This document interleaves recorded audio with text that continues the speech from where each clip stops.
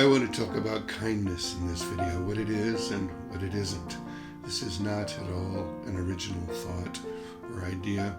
In fact, it's so common that perhaps we haven't given it sufficient thought and really reflected on it. So that's what I'd like to do in this video. But first, hello, my name is Michael Dewan-Herrick. I'm the creator of the online store called Attention Bazaar, for which you can find a description and a link below. Please come and check it out. Okay, what is kindness?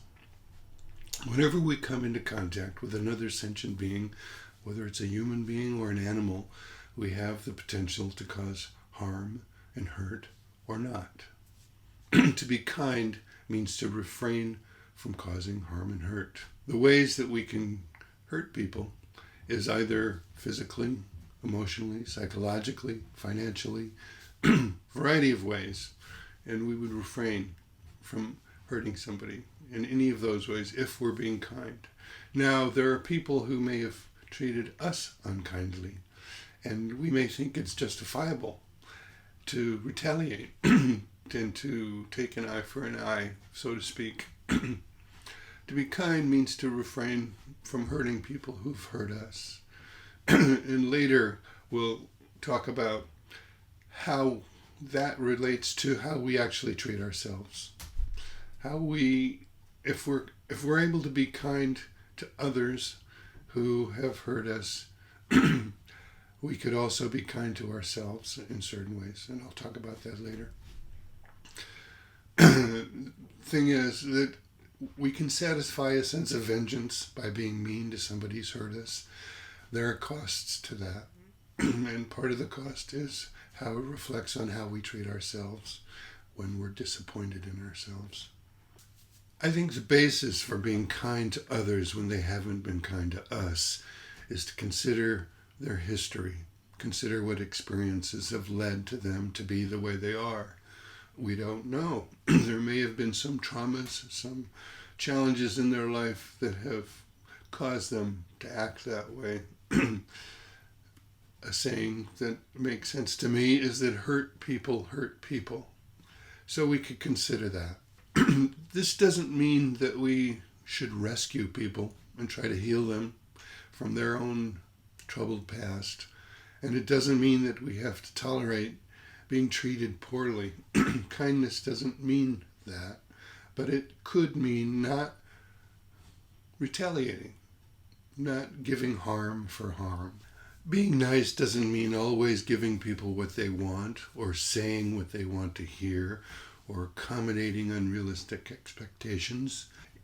It can include setting boundaries and saying no, but we can do that in a kind way. If someone is being mean or unfair with us or treating us poorly, we can simply tell them what we don't like about it. We don't have to name call, we don't have to attack back, we don't have to retaliate. We simply let them know what we're not happy about. If that matters to them, then we can carry on. If that doesn't seem to matter to them, then we have the option of kindly ending the relationship without any need to be unkind.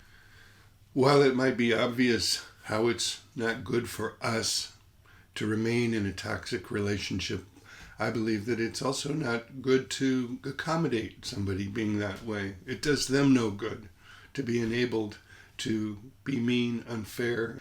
That could be a very long conversation, and give it some thought. How much does it help somebody if you facilitate them being mean to you? Does that make their life better?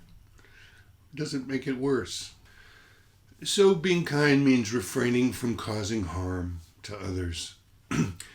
Particularly, it is challenging to be kind when somebody has not been kind to us. Beyond simply not causing harm, I believe being kind means being more than that. It means extending a word or a gesture or an act of generosity when someone is in pain or discomfort, that we can be supportive and encouraging and be with them, empathize with them, not necessarily fix their problem and not try to take it away, but just be with them. That's kindness. Be with them in a warm and accepting way. The challenge sometimes to being kind in that way is that when somebody's feeling some kind of pain that touches us and we don't want to feel it, we can try to avoid them. We can try to change the subject. We can do anything but be present with them in that pain. And I'd say to be kind means to be willing to be there with them in that, to share that with them and reflect that back, that you're present, fully present. You see, and to the degree that you can, you feel their pain. That's kindness. The very same attitude that I've suggested that we can apply when being kind with others, we can apply to ourselves. If we've done something that we're unhappy with, made a mistake, instead of punishing ourselves, doing internal name-calling and condemnation in our own heads, we can recognize that we have a history. There may have been trauma, difficulties, that there are things that contributed to whatever we did that we're unhappy about, and we can take that into account. If we've done something that we're unhappy about, we can acknowledge that. We can name it. We can set an intention to do something about it, to correct whatever it is that we feel we did wrong, and set about to make it right. Now, because it's ourselves, we can't leave ourselves, right? In a relationship with somebody, in a toxic relationship, we have the option of ending the relationship. We don't really have the option to end the relationship with ourselves. So we're going to have to sort that out and detoxify ourselves. That doesn't happen by being mean or aggressive with ourselves. That only makes things worse. So being kind to ourselves doesn't mean letting ourselves off of the hook of responsibility. It often means challenging ourselves, taking on the difficult and uncomfortable work of addressing our wounds and our flaws and raising ourselves up to a better version of ourselves. And we can do this out of love and compassion and not out of self-loathing and self-punishment. But also, just as being kind to others doesn't mean always trying to meet their needs and stretch ourselves beyond the breaking point to satisfy what they want. It doesn't mean that we have to enslave ourselves to the unrealistic expectations we have of ourselves and drive ourselves over the edge because we're trying so hard to satisfy that internal perfectionist voice in us. We can say no to that too. We can take a break. We need recreation. We need rest. And we can give that to ourselves without feeling that we've neglected our responsibility. That's okay. We can do that. That's being kind to ourselves. That's nurturing ourselves. And when we've given that to ourselves and we reach a point of feeling that's enough and that beyond that would be an indulgence, we can stop. And then being kind means picking up our work again and setting off in that direction. So basically, being kind doesn't mean kissing anybody's ass, and it doesn't mean indulging our every desire for comfort and pleasure. It does mean seeing the best and supporting the best in others and ourselves, and not giving in to meanness, retaliation, or vengeance when we're disappointed.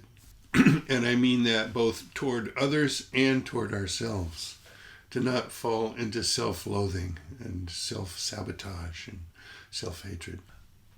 Another thing I want to talk about is the internal aspect of kindness. There's what we say and what we do in the world that can be observed by others, and that could appear kind. Meanwhile, we have another show going on in our minds, and we can imagine retaliating. We can imagine all kinds of gruesome punishments that we'd like to administer to those who have treated us poorly. I think this is natural, that this happens.